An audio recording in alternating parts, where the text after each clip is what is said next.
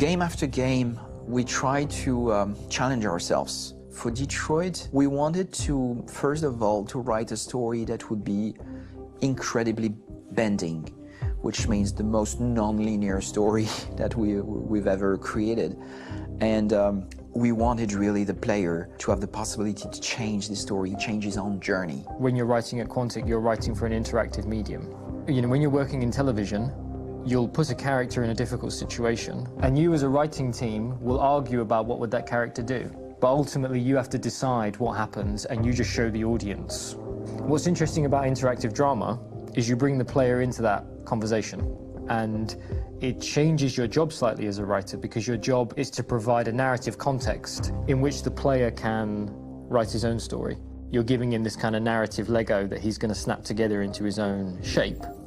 You also have the ability to make your audience attach themselves to your characters, because the audience is in some sense responsible for what happens to the characters. It's just a few cans. Come on, let's go. We have some cash now. You used me to steal that money. How could you do that? I trusted you. What is a bit specific about this scripts is how large they are. If you take a film script, there are about 100 pages. But here we have to deal with a script that is between 4,000 and 5,000 pages. Everything becomes bigger because we don't just tell one story, but we tell all the possible stories that can be told within this narrative space. On Act 3, our final act, we have around 1,000 different scenarios, and every one of those scenarios has to be as interesting, as passionate, as strong, and as emotional for the player.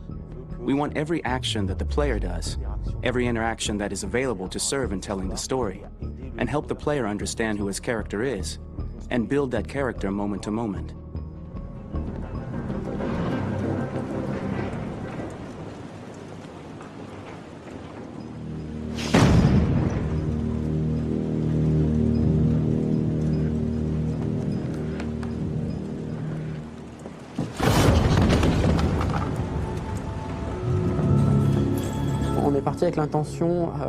We started with the intention pretty early on that we would never lie to the player. So we implemented a visible tree structure in the game that players can consult during a scene or at the end of it, which shows exactly what they did and what they missed. There are games out there offering world exploration. We offer narrative exploration. You know, keeping control of such a wide and large story is a huge challenge. So same thing when you shoot with actors, because you will need to shoot many different versions of each dialogue, of each scene. For actors, it's a huge, huge challenge. Because of the style of the game, you have so many different ways that the character can go. Every decision, it's what I call kind of choose your own adventure. Like every decision that the player makes, it's going to open up 40 more pages of material and experience that ties in, which means as a performer, you have to try to continue to make things feel real that the player might not ever see, but also that in performance it's not always connected to a previous act. It's grueling, it's hard work, but it's a great team and I enjoy doing it. I was really frustrated, until I got to this point where I kind of was able to step outside of my own experience and even in a lot of ways my own process and be able to step outside of that and okay, this is something new, what do you need? How do I meet you there? How do I give you what you need and still feel like I'm doing what's right? And once I did that, then all of a sudden it got really fun. It was much freer, and having to approach it in a new way and think about the player and think about how it serves them and what I'm doing for them or what I'm letting them into. It's really, I think, helped me grow in general. Remember, there's nothing on the left. That's a wall, so it's probably all there. And then make her come first, close. But I think you would go first to check that it's safe. Okay, sure.